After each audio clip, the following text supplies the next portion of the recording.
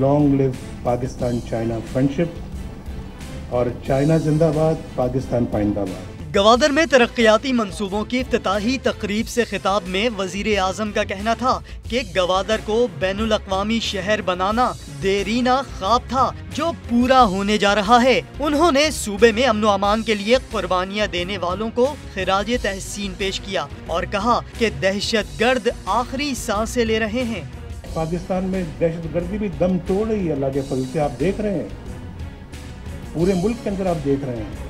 अल्हम्दुलिल्लाह हमने जो है वो बड़ा एक जो मार्का है उसको हमने अबूर किया है।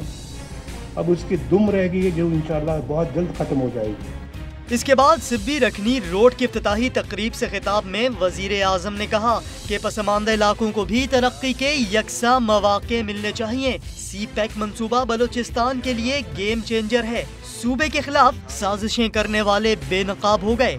वो अंदरूनी और बैरूनी ताकतें बेनकाब हो चुकी हैं जिन्होंने बलूचिस्तान के अवाम को इस अजाब में मुब्तला किया। पाक फौज, FC, पुलिस और सलामती के दीगर इदारों की मेहनत और कुर्बानियों से दहशतगर्दों को मुंह की खानी पड़ी है।